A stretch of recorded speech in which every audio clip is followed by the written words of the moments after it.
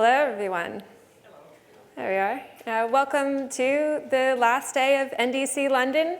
I hope you've really enjoyed the conference so far. It's personally my first time here in London for NDC, so I'm really excited to be here for you and up on stage talking about Azure Static Web Apps with fullstack.net.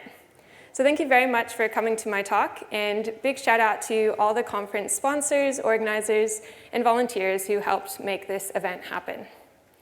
So my talk for you today, what we will cover is Azure Static Web Apps, what it is, what the service offers, and why you should use it today to help get you started building your static web apps. I'm a .NET developer, and I love working with fullstack.net, so this talk is focused on how we can use our fullstack.net with the static web apps. So we'll look at how we can do that using Blazor WebAssembly and .NET in our backend as well. We'll look at some of the tools that help us with our debugging and deployment and our development options, as well as getting into a little bit of some of the advanced scenarios and how you can start to set up full, robust Azure Static Web Apps for your organization, your business, or your side projects, whatever it may be. So first, a little bit more about me. My name is Melissa Houghton, and I am a lead software engineer and developer relations for a company in Australia where I live called Xenix. I'm also a Microsoft MVP in developer technologies. I try to stay quite active on the socials, and I recently got on Mastodon as well.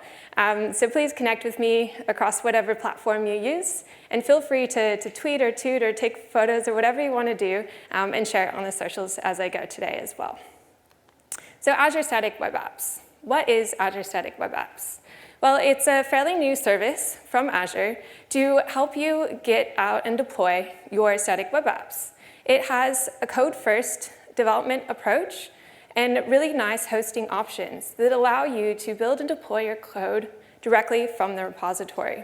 There's a lot of great features that we'll cover today that helps you get up and running, but it's a serverless solution. So that means it's all managed by Azure, and you don't have to worry about a lot of that configuration and infrastructure management that happens behind the scenes. So some of the features and the way that it works is that it integrates your code changes directly into your repository. So it has first-class integration to a few different code providers, including GitHub and Azure DevOps. And so you do your code changes to your source control, and from there, it directly does the deployments and integration into Azure. And then from there, it hosts your static content, so whether that be your HTML and JavaScript, or using something like Blazor WebAssembly in the front end, and then your serverless API functions in the back end, it makes it so that it's really easy, has that full integration pipeline for you. So some other features are that it comes with globally distributed static hosting. So that means that all of your content is globally available for your users, wherever they may be in the world. There's that streamlined build and deployment that is sort of the main focus for this. And there's also custom domains and free TLS and SSL certificates available for you, so you get that really professional website from the start. It has built-in authentication providers and routing rules for you, so you can secure your application with doing minimal code changes, and options to provide custom authentication and get more advanced with that as well as generated staging environments. So when you put up a pull request, it'll automatically create a staging environment for you so that your teammate can see live what your changes look like. No more of this, it works on my machine. People can go out and test it for themselves. And there's also some really great tools that we'll take a look at as well, including a CLI support specific for Azure Static Web Apps. So there's a whole bunch of supported frameworks. As I said, I'm a .NET developer, so I'll be focusing on how you can use the .NET across the full stack for the static web apps. But you can also use in your front end any framework really that goes into static content. So whether you're using Vue, React, or Angular, or doing some of that static site generators with your blog posts with things like Hugo and Jekyll and all of that, you can use it with Azure Static Web Apps. But what I'm really excited about is that Azure Static Web Apps from day one of .NET 7 was generally available to be supported. So all those new features that have come out with .NET 7 are available to use today in your Azure Static Web Apps. So we don't have to wait for any of that, and we can have all the features ready for us to go, which is really nice. And why would you want to use fullstack.net? Well, .NET in general is a really powerful, really strong platform. It's free and it's open source. There's tons of great resources online. There's a really strong community around it. I think a lot of us are here at the conference today and at the other NDCs that happen around the world. There's tons of third-party libraries and the great .NET Foundation that really make the options for resources and libraries and tools that you can build into your application really vast. It's also one of the fastest languages that you can use. It outperforms some of the more popular programming language in the tech-empowered round 21. And it's very trusted and secure. There's a lot of great modern tools that they're constantly focusing on that developer productivity for us to get up and running very quickly. And so to use our .NET on the front end, especially in the context of the static web apps, what we need to use is something called Blazor WebAssembly. So Blazor is a new full-featured front-end framework from the world of .NET. So it allows you to run .NET on the client side using WebAssembly. So your .NET is actually running in the browser when you're using Blazor WebAssembly. There is another option for Blazor that's called Blazor Server that runs it on the server side. But because with static web apps, you need that static content in the front end, you need it running on the client side. So we're going to be focusing on Blazor WebAssembly specifically for this talk. But with either option of Blazor that you're using, you can have a shared component model across the client and server. You can share things with your front and back end and have those shared data libraries across everything, which makes it really nice to build those full stack .NET web applications. You can also use the same toolkit, the same Visual Studio, the same whatever tools you use for your .NET development to write your front-end apps as well, which makes it really nice. It's part of the ASP.NET Core family. So if you built web apps in .NET before, you've probably worked with ASP.NET Core, which is a very powerful set of tools there. So it fits into the web UI front-end side of it, and in this case, we're going to be looking at how we can pair it up with those powerful API services on the back end as well. And when you're looking at Blazor WebAssembly specifically, even within that context, there are two different options for how you can host it. So if you're building a regular full application, you can have it hosted within your ASP.NET application. Or you can have a standalone version, which allows you to pair your globally distributed hosting of your content in the front end with some powerful microservices in the back. And so that standalone option is what is leveraged within the Azure Static Web Apps. So we're pairing our Blazor WebAssembly with some serverless microservices in our case here. And what's the first class generally available option for our APIs is to use Azure Functions within the Static Web Apps, which of course has a really great .NET option. So these are serverless solutions, code blocks that run based on different types of triggers. Generally for the Static Web Apps, it would be some sort of HTTP trigger, but there's other types of triggers that you can use. And they have that automated event-driven scaling that's built in. They're serverless, so we don't have to worry about the infrastructure management. Azure takes care of that for us and has the flexible pricing options to go along with it. And new in .NET 7, there's something called the isolated worker model, which really improves the flexibility of the Azure functions and how we can work with them as well. So the isolated work model, what it does is it isolates the functions runtime process from everything else. So it means that we have more full control over the process. It's easier to do that middleware support, and the dependency injection is a bit more natural to us, and it matches up with how we do our dependency injection in the rest of the .NET world as well. So using the isolated worker model is now the default with .NET 7. It was available in previous versions, but now .NET 7 is there, and it is supported through the Azure Static Web Apps as well. So let's take a look at how we can set up one of these full-stack .NET applications and get started with Azure Static Web Apps. So I'm going to go to my Visual Studio.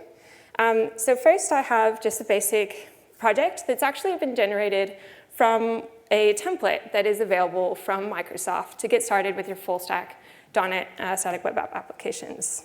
So if I zoom in to the Solution Explorer here, sort of the standard format that people like to have when working with simpler solutions for the static web apps is that you have three different projects. You have one for your client, which in our case is our Blazor WebAssembly app, one for your backend, your API, which is here in Azure Function, and then you can have some sort of shared library. So what's shared here is our data models, but that can obviously be expanded to all sorts of shared things that you want to have across the front and back end. So if I zoom back out, so this is just the basically basic same template that you've probably seen before, where it has the weather forecast. If you haven't seen Blazor before, the way it's set up is there are Razor pages, and within the Razor pages, you can have your usings, you can inject things similarly to how you would in your other .NET applications. But then you also have your HTML tags here, so you can define your layouts and everything like that. And then you have some code blocks at the end to do things like here we're doing the API call to the function on the back end. And then the function is just the normal weather forecast, makes up some numbers for us there. If we want to run this project within our Visual Studio, the best way to do it is to set both the front and back end as the startup projects. And so then we can debug both the front end and back end at the same time and run everything locally. But there's also, as I mentioned, the CLI tool, which we'll take a look at in a bit, that helps even more with debugging the static web apps. But what we're going to do now, so this project is only on my local machine, and I've also pushed it up to GitHub here. So I haven't set up any sort of workflows or pipelines or done anything to integrate it into Azure just yet. It's just sitting in my GitHub, ready to go out into the world. So we're going to do that right now. So I'm just going to go and search in the marketplace for static web apps. And we're going to create one here.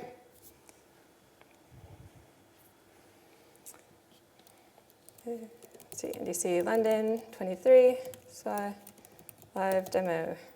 You also might hear SWA a few times, which is just a way of saying SWA, which is shorthand for static web apps. So if I say SWA, it's just, static web apps. There are two different types of hosting options when you're getting started with your static web apps. So free, there's a lot of really great resources with the free option. It gives you the custom domains, the SSL certificates. You can have some of the staging environments, and the built-in managed option within the Azure Functions. If you want to upgrade to some of the more advanced features, there's the standard plan, which I think is, if you do the rounding, is about $10 a month. And then you get more custom domains. You have a bit more security options that we'll talk about in a little bit, and a few more things that are available for you. But it's still not that high of a cost to get started. And there's a lot of great things available for you there. We're just going to use free, and we're going to say, where are we going? We'll just say Central Europe. That's already selected. But in terms of where our source code is, so the built-in options, here we have GitHub and Azure DevOps. You can pre-link your account, so I've already signed in and authenticated to my GitHub account, so it has it there. You can also choose the organization, so if you're setting this up for a company that you work for, you can all do that through here. And choose the repo, and also the branch can be chosen as well. So whatever branching strategy you have, you can configure that to work for you. And there's all these build presets, so this gives you another example of all the different frameworks that are supported, including some custom frameworks as well. But we're just going to go ahead and use Blazor, and it has already filled out the location for that API and client. If you're using that same setup, it'll go do that for you. So we're just going to go ahead and create that. And what this will actually do will set up the GitHub action workflow file for me into my GitHub repo. So as soon as I click create, it'll go back here, submitting the deployment. So I'll go back to my GitHub. And if we refresh, we should see, here we go. So we now have a new workflow GitHub action that's been already created by Azure for us in our file. So if we look at what this is doing, the GitHub action is on pushes to that branch that we specified, or any sort of pull request. It'll do the build and deployment job, which will deploy directly to Azure. It's also even set up some secrets for us into our pipelines. So it's set up that integration with Azure. We haven't had to do anything. We don't actually need to understand how GitHub actions work, although it's good to if you do. But it's a really nice way to get up and running. And you can also go back in here later. You can add more actions for during your tests. You can customize it even more. You can do whatever you want, but it's a really nice starting point for you there. And it'll also immediately kick off the action to run and deploy it as soon as we set everything up. So the action does take a few minutes to run, so we're not going to wait for that to finish, but I do have another one here where the action is already completed. And if we go to the one that's completed, it links to our GitHub action runs, and it also has generated for us a fun URL where we can go ahead and navigate to the site and see that everything is up and working. So in this case, it's Witty Field, but yeah, it's all there. And hopefully the backend loads. So this is connected to an Azure function in the backend, and we have our front end there. It set up all the configuration to do the connection between the two, and it was really just a few clicks within the portal, which is really nice. So I'm going to go back to my slides now. Maybe. There we go. Yeah, so we just saw really how we can have that first-class integration with GitHub. It works very similarly for Azure DevOps, and there's also now generally available support for GitLab and Bitbucket as well. So it'll do a very similar thing where you connect the account, it'll set up some sort of workflow file for you and start doing the deployment to get it up in Azure very quickly. It'll also continue to do that automatic build and deploy on your code changes. It'll set up the pull request versions, which are staging versions. And it'll have automatically globally distributed hosting. So when I was setting it up, I did choose a location. That's just for the backend Azure function hosting. The static content is based on where your users are coming from. So another tool that makes it really easy to work with locally and do our development process, you can even deploy from this tool as well, is the Static Web Apps CLI. So this is a CLI specific for static web apps. And what it does is it actually mimics what's happening in the Azure environment. So on Azure, we have our front-end static content. Then we have our APIs in the backend. And there's also the built-in authentication that I mentioned, and we'll take a look at a little bit later. But what Azure does is it takes care of that configuration to route everything to the same port. And so that is mimicked through the CLI so that you can test everything out in a pretty close to what's happening on the cloud in production on your local machine, which is really nice. So we'll take a look at what that looks like briefly. So when I use the CLI, I like to work within VS Code, but it's also nice if we're using, say, like Writer or one of your other development tools. If you don't want to work with Visual Studio, you can use it with Visual Studio as well. But yeah, I like to use VS Code. There is also an extension for VS Code to help with the debugging of your static web apps. But I've already run, so the first thing to do is run the command SWA init, or I like to say SWA init, and that'll set up this configuration file for you. So it's again detecting where your things are and the app dev server. And then if we just say SWA, it's going to get rid of this, SWA start, it'll start that development server for us, and it'll do those proxying of all of the calls for us. It'll start the front and back end, and even does the .NET watch, so hot reload is running as you're going through, and it has everything connected together.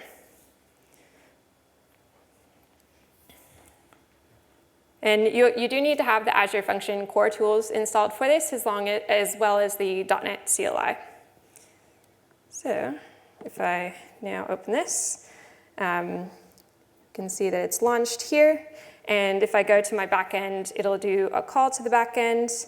And if we go back to here, we can see that it called the API endpoint, but then it proxied that through the 420 port, which is where the static web app is running. So we can do that, the nice local stuff that we have there.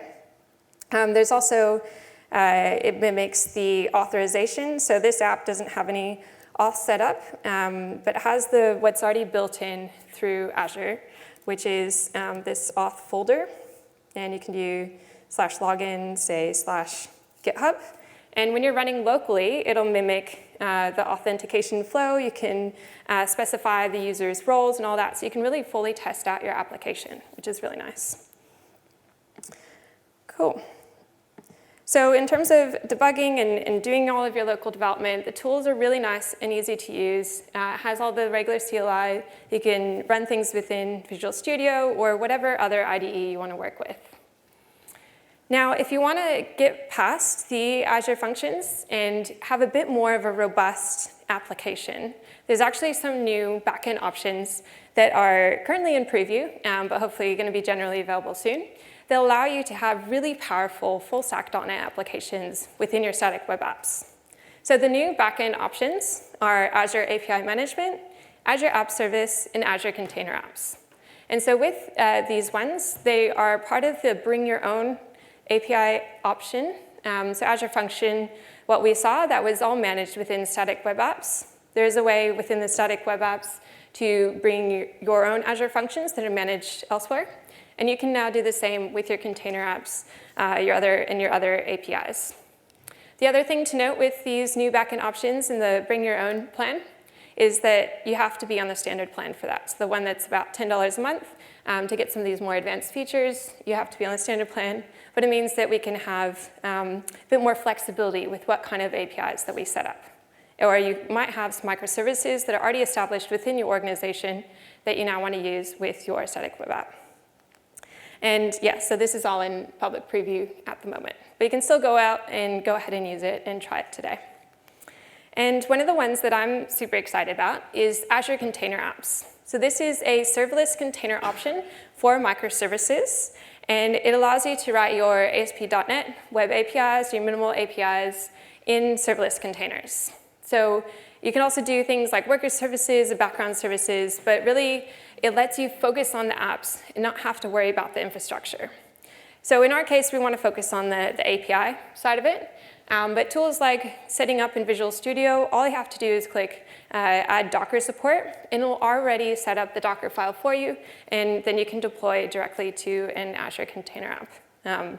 So again, it's nice to get up and running, and you don't have to worry about much about the configuration that's happening with that. So let's take a look at how we can get set up using the static web apps with Azure Container Apps as our backend.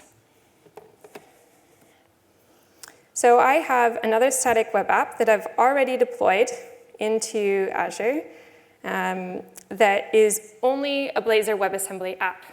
So this one, if I go to open the URL, there's no backend connected to it at all. And in the fetch data, I've even, when it can't connect to anything, I've left a little message here that says, please connect to backend.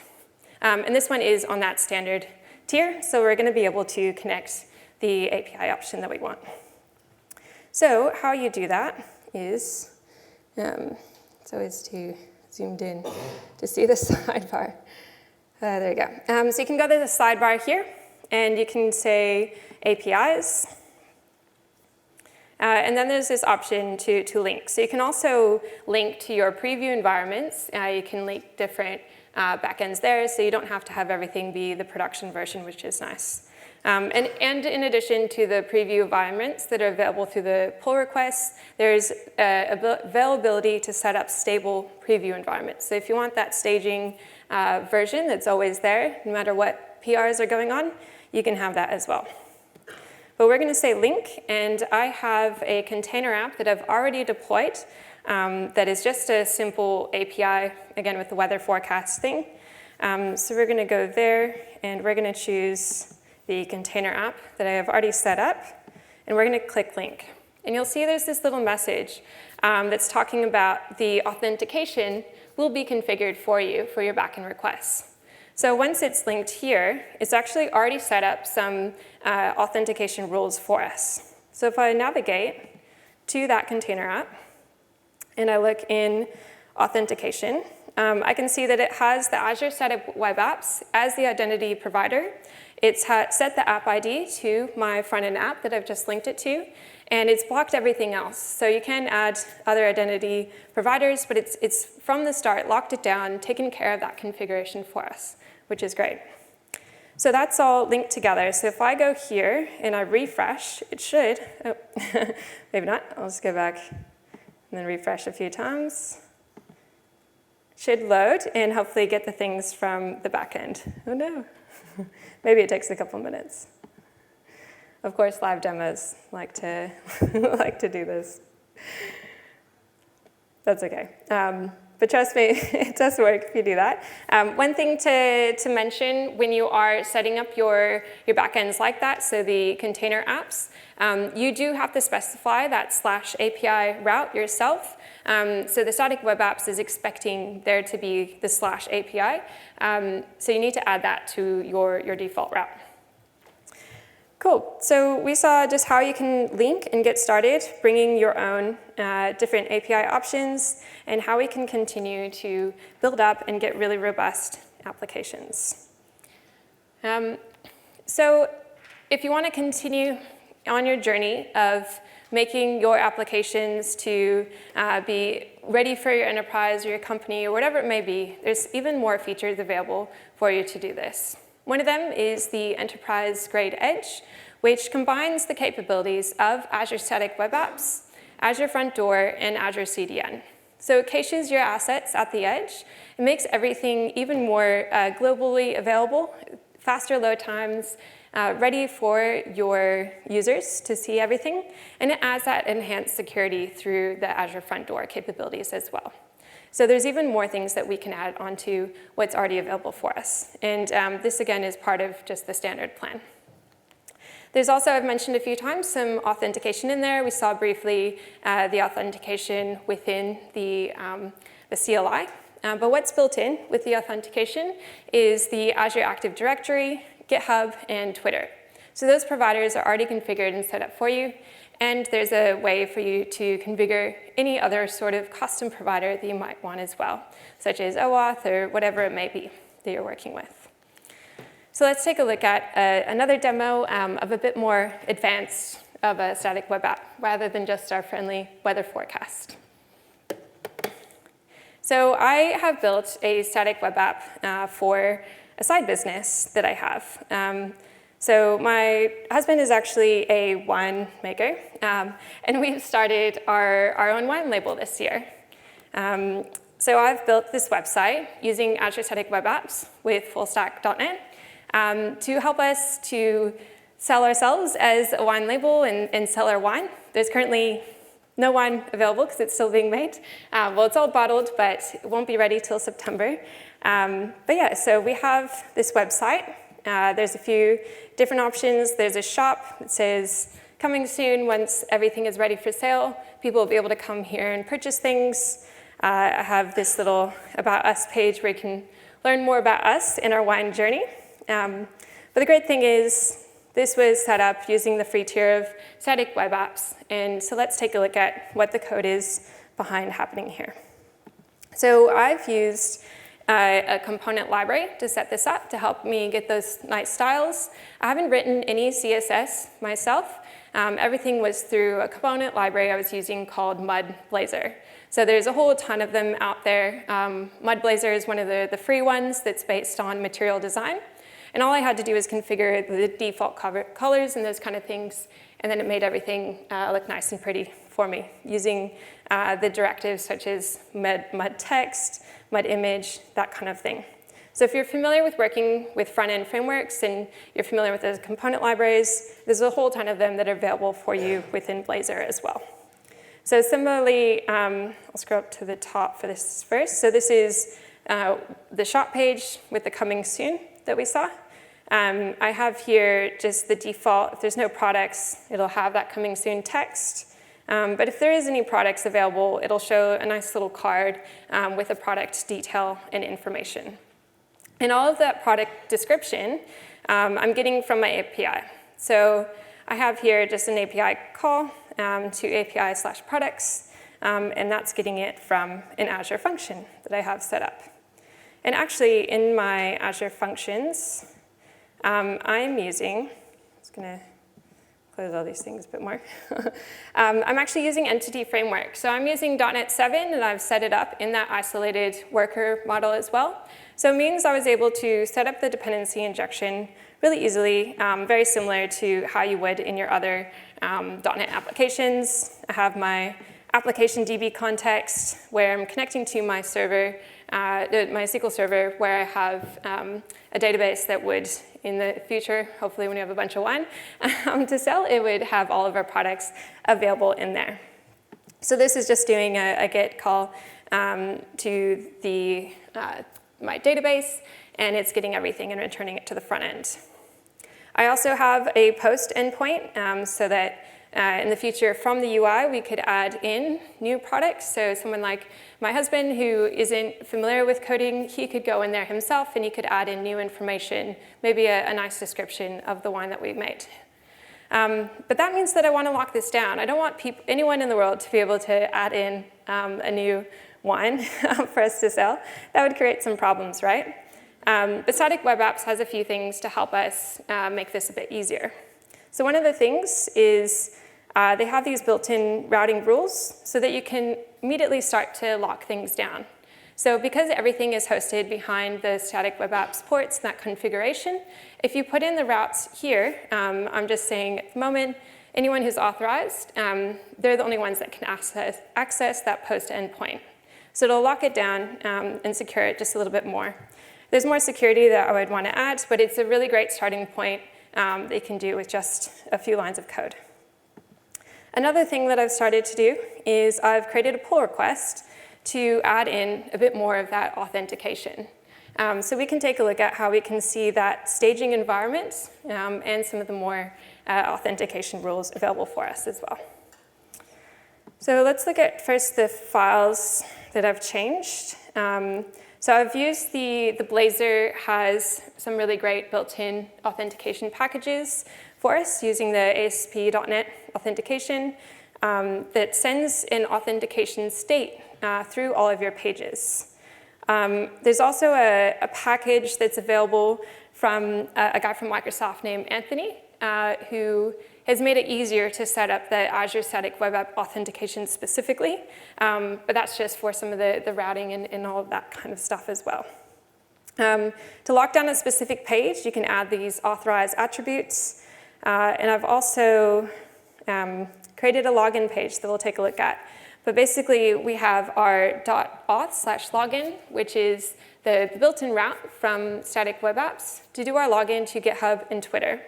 So at the moment, all this code that I'm adding for the authentication is just mostly for stuff on the front end, such as now I've added a login and logout button that shows whether you're authorized or unauthorized, that kind of stuff. So let's take a look at a preview of some of these changes. So if I go back to the conversation for my pull request, we can see that the GitHub Actions bot has automatically kicked off our deployment pipeline. And once it finished the action and the action was successful, it's given us our staging version where we can go and you or your teammates can go test out in a live Azure site the changes that you have up there for you. So if I go and load this up, there you go. So I now have this new button that says login. And I have my login with GitHub or login with Twitter. Let's say GitHub. And hope it works. It's a little bit slow.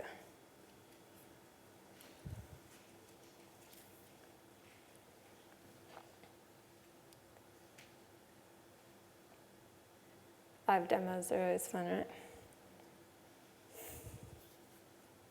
But what it should do, if it finishes processing, is it should come up with a screen that says to authenticate with GitHub or similarly authenticate with your Twitter. It's the built-in provider for the authentication that we didn't have to do that at all. And it'll allow you to log in through that and then sign everything in that way, which is really nice. Don't know why it's so slow.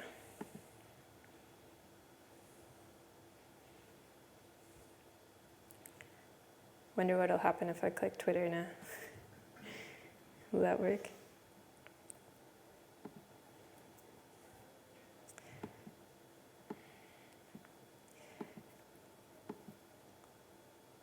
So that's because I haven't authenticated yet. That's okay. Yeah, that's all right. Live demos, always fun. Hopefully you believe me that the login works normally. But you can, those built-in login authentication rules and providers are available on the free plan, so it's pretty easy to go try it out. We saw it briefly there within the CLI option as well, which is really nice. And then what would have happened based on the changes that I have is we would have gotten a new button here to then go see the page that allows us to add in our products, and then a button to log out as well. What I can also show you is I've set up that routing rule for the add products. So if I go, this is the live site. Let's say add products. I guess it's a post endpoint, but it should say not authorized if that loads as well. Might also just be the internet in here. But basically, Azure will have a built-in page that blocks it from you if you've set up those static web app routing rules. I think nothing wants to load anymore. There you go. That one's unauthorized. I'll just close everything.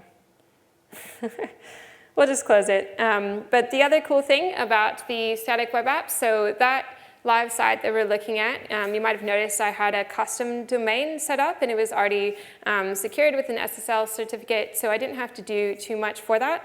I have my URL here, which instead of being the nice gentle sand or whatever the automated fun name that they gave you is now the URL for our one site that we want. So it allows you to look nice and professional with that as well. We can also go to this environments button that we have on the side, and we can actually see all of the different environments that we have available for us. So here we have our main one that we can go and browse to, but we also have that preview environment with that pull request that we were looking at briefly. So you can also navigate and browse to here and keep track of all of the different environments that you currently have available for your website, which is nice. And for the custom domain, there's the option here to, this is how you configure it. You just configure the CNAME and all of that as well for whatever provider for where you bought the domain from. And this is just a free one, so it's really nice that you can get up and running again with just a few steps and have something live that people can go and use and get started very quickly. Another feature that's new, that's just generally available as of last month, I believe, is an option to, in some diagnostics that are built in that allow you to really diagnose and solve things within your application. So if I go and look at the availability and performance, it'll generate a report for things like the user traffic and any sort of endpoints that have been hit recently. So this is a new feature that's available whether you are on the free or the standard tier. So I can see there's one error, which is probably that error that we just saw when we were trying to load it. And then you can see how many people have looked at your site in the last 24 hours as well, which is cool. So you can do all kinds of reporting through these new built-in diagnostic tools that are available for you as well. Cool. So we'll go back to the slides.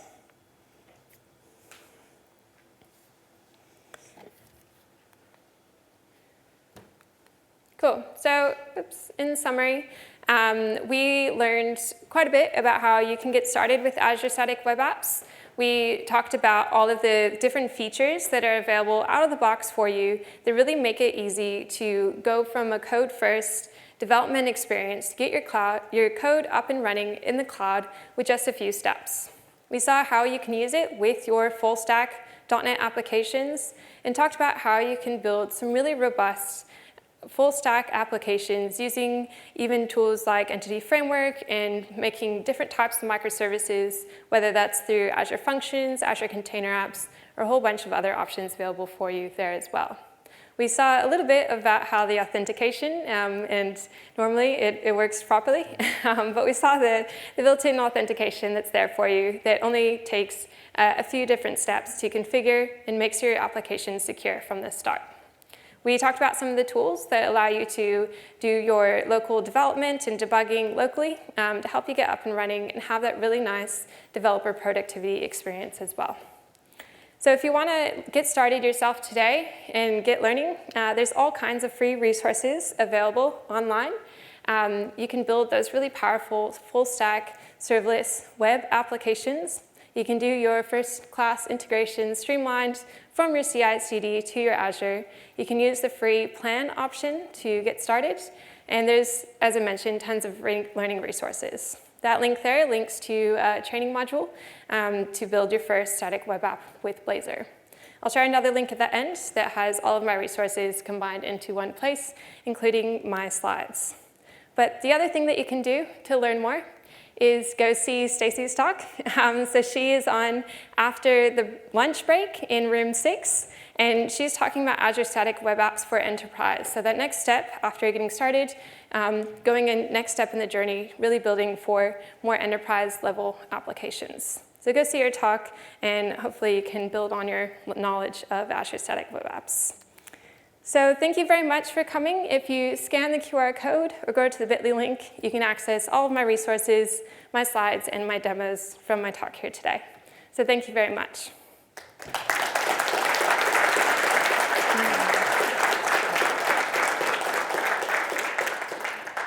And I do have some time for questions. Also, please make sure you leave some feedback with the little cards at the end as well. Does anyone have any questions? Yes. So how long does the automatically generated staging environment exist for? Does it automatically delete itself after PR completion? Or Yeah. is it going to be alive even after you have to do manual cleanup? Yeah, so part of the workflow is that it'll automatically delete it once the PR is merged and closed. So you don't have to worry about that cleanup. And I think with the free plan, there's only about 3 that are part of what's provided for you. And then it's more on the standard plan. So yeah, those automatically get cleaned up. But there is an option to create a stable preview environment. So you can have your standard test and staging that's always there as well, in addition to those pull request ones. Okay, and then further on to that, does that integrate with like Azure DevOps instead of using workflows, so like using standard Azure DevOps pipelines? Yeah, so it does the same thing in DevOps using the pipelines. Yeah. And are those also like automatically generated upon completion of creating if you specify your source as Azure DevOps instead of GitHub? Yeah, so that's part of the first class integration with both GitHub and DevOps is it'll do that whole workflow for you. And it'll set up the staging environments on the pull request, close them down, and do all that as well. And yeah, now they have support within GitLab and Bitbucket as well to do a similar type of thing. Yep. Yes? Just on the back of that last question, with the more limited number of staging plans, does it go, if you hit that limit it stops, or does it get rid of the oldest one if a new PR comes up? It's a great question. I'm not actually sure what happens once you hit the limit. Stacy, do you know? Honestly, I am not sure whether it stops or deletes the old one. What I can say though is if you do hit that limit, you can go into the portal and you can delete that staging environment to deploy a new one.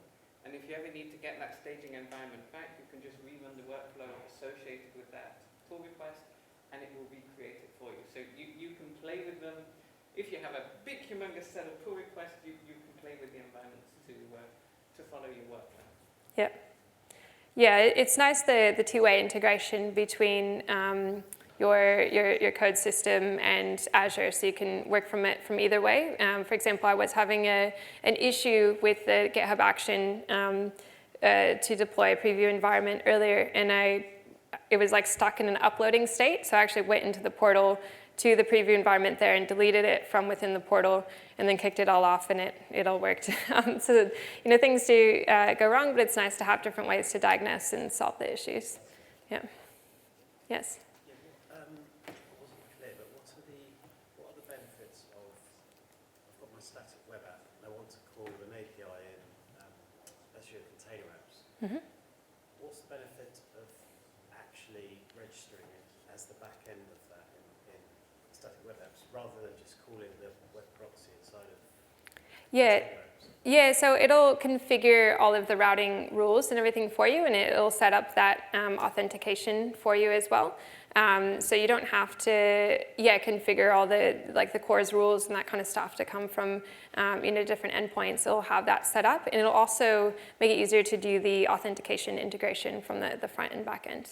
So just some extra configuration that you don't have to worry about if you have them completely separate. Yeah. Yes.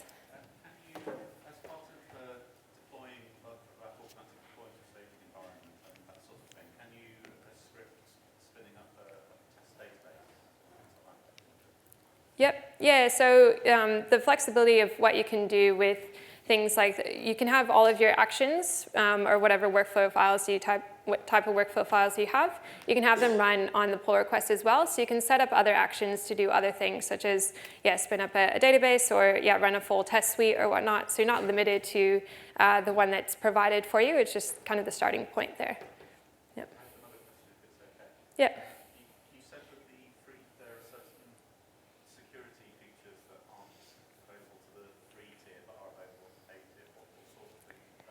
Yeah, so one of them is the enterprise-grade edge I mentioned, so that adds the Azure front door capabilities. There's also the ability to add the custom providers, so if you don't want to use GitHub and Twitter in Azure Active Directory, if you want to bring something else, you do have to go to the standard tier to be able to configure a different custom provider. Yeah. Can I just add on to Yep. that one? The other thing that you get with the standard tier is you can use private endpoints. So you can then put your whole static web app behind front door or app gateway or whatever it is that you use inside of your company. And the other important one is the staging environments. Out of the box, they are available to the world in the standard tier, and there's nothing you can do about that. On the on the free tier, I always get free tier and standard tier mixed up. The standard to me is just like standard, and then you have advanced. But on the standard tier, your staging environments can also be behind a password. So you can protect your previews only for the people that you want to access them as a site to everybody. Yep. Yeah, so someone out in the world got your gentle sand 1, 2, 3, whatever in your preview environment for your pull request, then they can see those changes that you have. So yeah, definitely more security there. Yes. Yep. Just another quick question. How much control would we have of this entire creation process using infrastructure as code, such as Bicep? Yep. Are we able to control end-to-end, specifying where it can be deployed to, what the rules are about deploying it, so we don't end up unnecessarily spending up resources we wouldn't essentially need? Yeah, so you don't have to use the integrated GitHub Actions and all that stuff that it sets up for you. So you can, have your Bicep, your Terraform code or whatnot, and set up your own custom pipelines to still deploy it to your static web app. So that's just, they have that to make it more of that code-first approach. You don't have to worry about it if you don't want to. But if you have, a bit more configuration and things you want to do following maybe some of the infrastructure as code that you have elsewhere, you do have that option to do that as well. I think Stacey might actually be talking about that in her talk as well. Yeah, so you can see some great examples at her talk after lunch. Anything else? No? Otherwise, I'll let you go to lunch, and please provide some feedback afterwards. Thank you.